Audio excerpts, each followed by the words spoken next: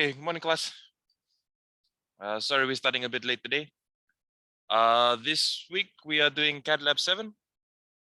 So this week's lab requires us to first model this worm gear bracket in 3 dimensions, and then to section or slice it in order to end up with something like this. Oops.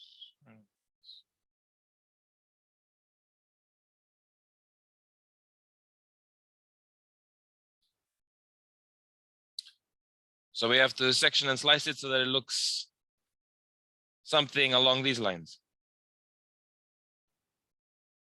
Okay, so all the modeling processes we've already talked about in our previous labs. So I won't be demonstrating how to actually model it. All I'll be doing this week is showing you how to section or slice a 3D object. Okay, so in a separate AutoCAD document, I want you guys to just draw a cube.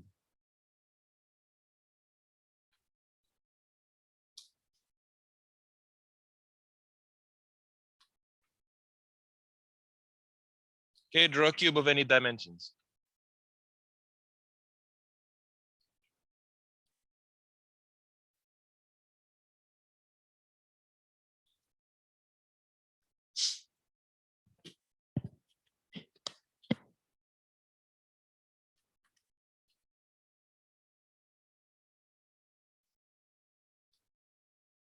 Inside that cube, I want you to place a cylinder.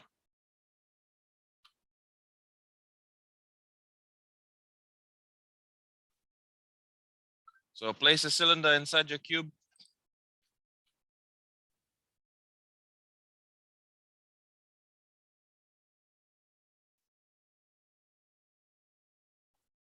And then subtract the cylinder so that you have a hole inside your cube.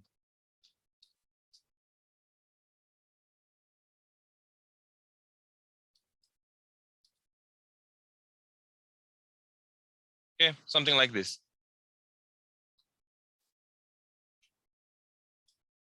Any dimensions?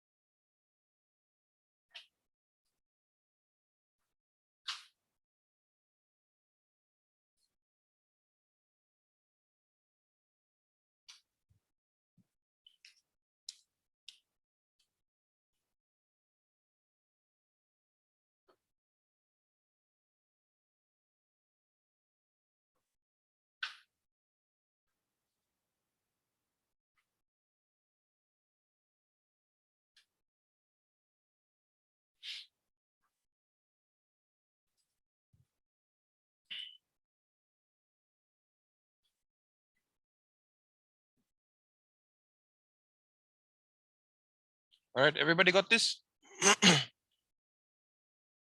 Or something like it?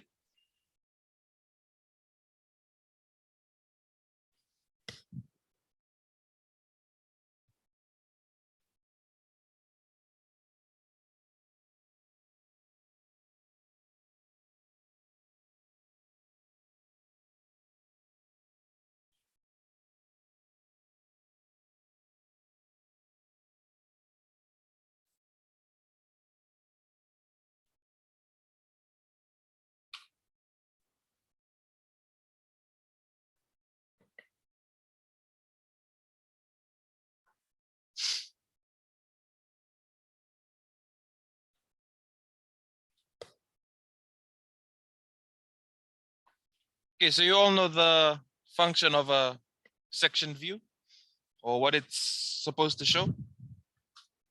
Yes, covered in your lectures and tutorials.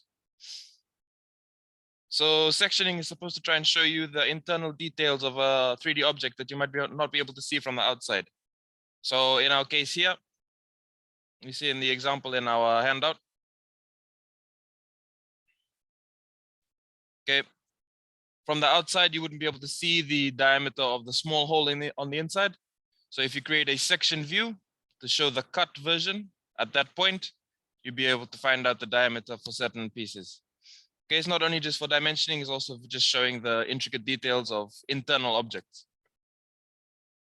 Right, there are two things that are discussed in the handout for this week. There's sectioning and then there's slicing. Does anybody know the difference between the two? Sectioning and slicing?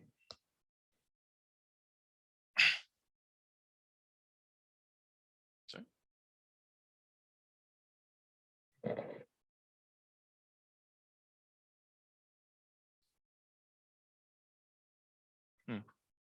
Yeah, exactly. Okay, so sectioning and slicing are very similar. Only difference is sectioning, you don't actually cut the object. In slicing, you actually cut the object along a slicing path to show the inside of the object. So you can actually delete a certain part of your 3D object. Whereas in sectioning, you just create a sectional plane and it just shows you the 2D image of what you'd be seeing, but it doesn't actually cut the object. So for next week's lab, we'll be using sectioning, but for this week, we're going to use slicing. All right, so on your cube that you've drawn, we are going to first create a section line. So a line that that shows our slicing plane, sorry. We're gonna create a slicing plane. We have to first draw a line that will represent that slicing plane. We're gonna then extrude it through the body and then start our slicing command and cut the object along that slicing plane. So first off, orient your UCS so that you're drawing on this surface.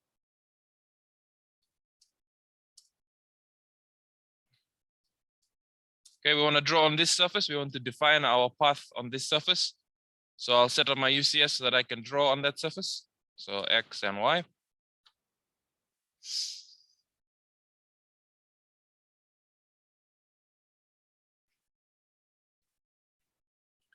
Then just using polylines, I'll draw a path. Okay.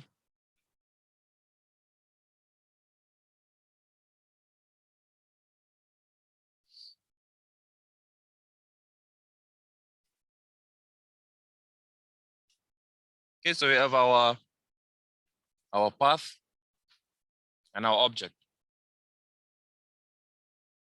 I'll just wait for you guys to get up to here.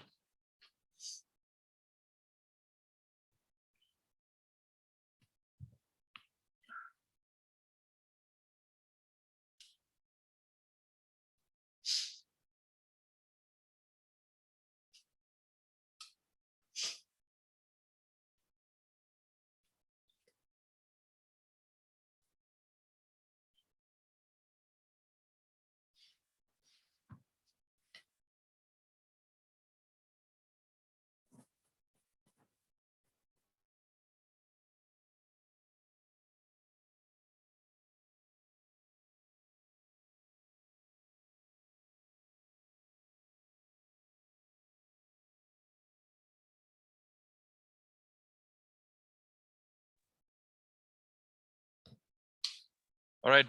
In order to be able to do this, you have to first make sure that your cylinder is actually inside your object. Okay, if you try and move it by eye, so if you've drawn your box and then you draw your cylinder,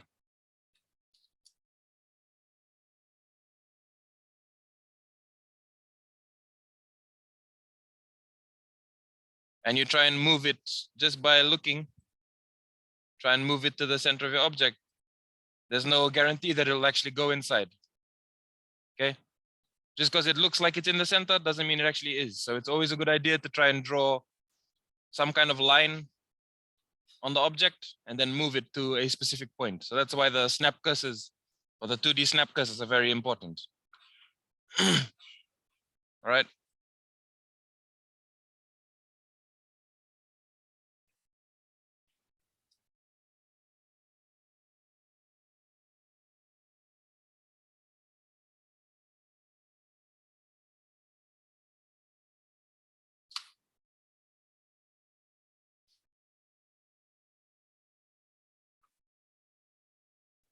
Okay, so hopefully you all have your 3D object and your path.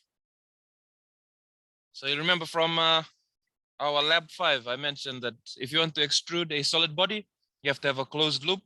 And if you want to extrude a surface, you can just extrude a line.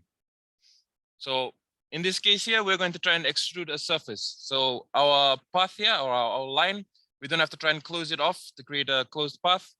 We'll just click on our line and extrude it all the way through our object. All right, all the way through. So we now have our slicing plane and our object. So at this point, we can start our slicing command. So up here in your solid editing, you have slice, or you could type in slice.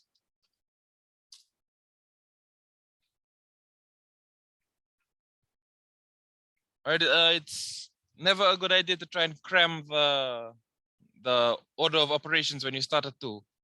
Okay, so like some of you guys, you've tried to memorize the order in which you have to do something.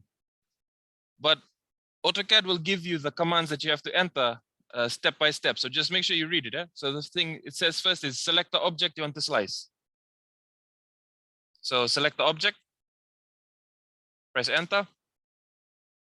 Now it says here, specify the start point of slicing plane. And there are lots of different options. You can define it by planar object, surface, z-axis, so on. In our case, because we've drawn a unique path, we're going to select by surface. Once you click on that, it's going to say to select the surface that you want to define. So the surface we want to define is the one that we created. And you'll see that it's previewed the slice of your object. Okay, and now it's asking which side of the sliced object do you want to keep? Do you want to keep this side or you want to keep the other side? All right, depending on what side you want to keep, you just click on a line that's on that side. So in this case, I want to keep the other side of the object, so this side. So I'll click on any line this side of the object, and it automatically deletes the other side. Then I can delete my plane. And I'm left with a sliced object.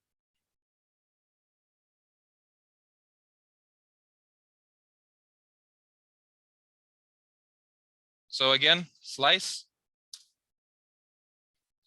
Select the object to slice. Enter. I'm gonna define by surface. Click on my surface.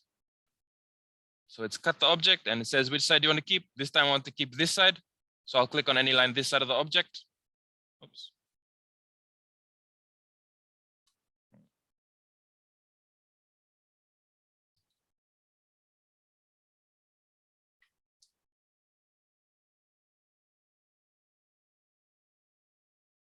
And it deletes the other side.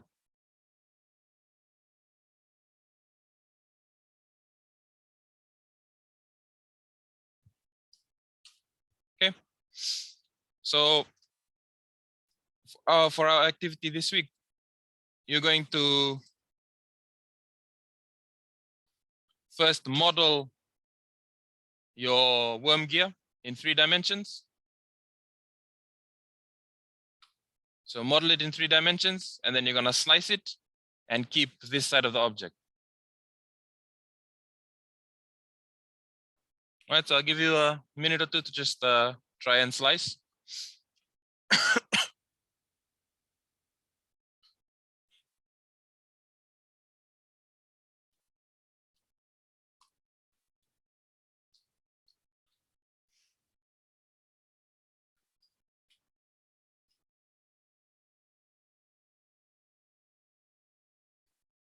Okay, the slicing command can also be used. It's not just for when you're trying to section or something. It can be when you've drawn an object and there's a part of the object you want to remove. Instead of starting over again, which some of you have done in the past, you can use the slice command to cut the object and move that part out. So let's say I was trying to just move it. I didn't want to delete it. I just wanted to move this side of my object away. So I would start my slice,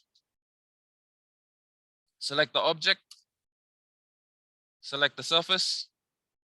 And instead of selecting a side that I want to delete, I'll just press enter. So I can keep both sides.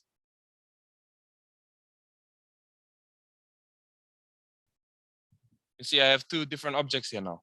This is no longer one solid piece. This is broken into two, so I could actually move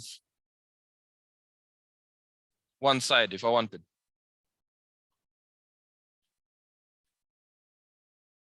So keep that in mind when you're doing your lab. If you've actually accidentally drawn something that's not supposed to be there, or something has to change and you don't want to start all over again, you can draw a slicing path and slice your object. Then remove that part that you want to take out.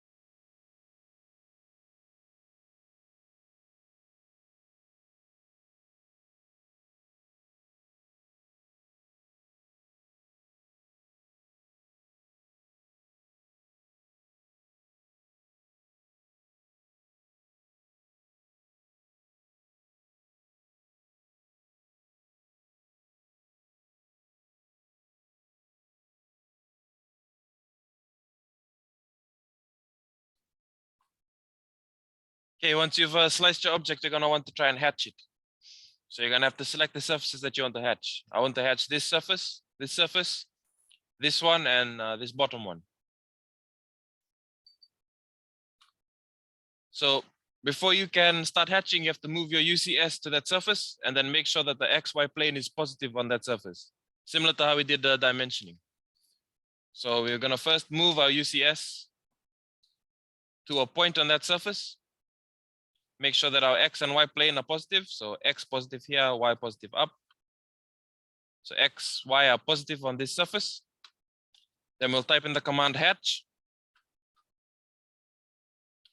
And then it says to pick any internal point on the surface that you want to hatch.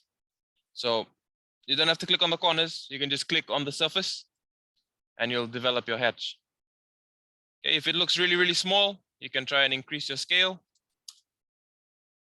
If it looks really big, try and decrease your scale. And if it looks all white, that just means your scale is really, really small. So just increase it. All right, the pattern that we're using for hatching is 45-degree diagonal lines, evenly spaced. So ANSI 31 will do for your hatching. All right, depending on the material, you might change your hatching style, but we're assuming this is metal, so this is the metal hatching pattern. All right, I think hatching patterns has been covered in your lectures, maybe. Or for those of you who took technical drawing in high school, you have hatching, different hatching for different materials. Okay, so most of you will be working with metal most of the time. So this is the hatching pattern for metal. You have other ones like I think one of these is wood. I'm not sure which one. This one. Well, you can find that on your own, but we're going to use this one for our hatching for this lab activity. All right, and you can hatch any surface that is in line with your UCS. So I can hatch this surface and this surface without having to move my UCS. But if I want to try and hatch this surface, I have to move my UCS to that surface. So I've hatched this one. Now I'll just move my UCS to a point on this surface. And now I can hatch this surface.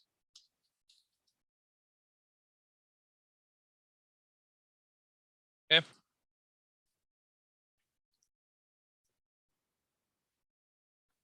So the commands this week are very simple compared to other weeks. Just slicing and hatching. The hardest part maybe of this activity will be actually modeling your worm gear bracket. All right, some students have asked me what's coming in your CAD test. That's next week, the following week, week 12. It'll be something along these lines. So you'll be given maybe the orthographic view.